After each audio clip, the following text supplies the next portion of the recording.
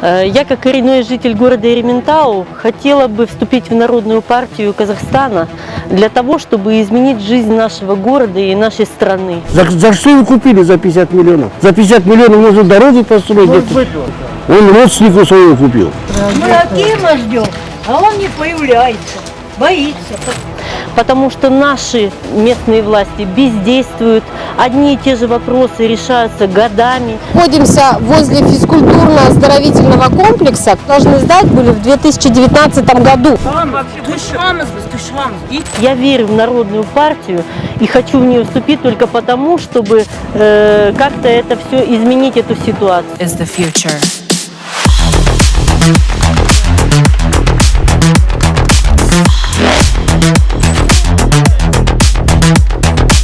Evolution. Ерейментауцы все-таки начали вступать массово в партию.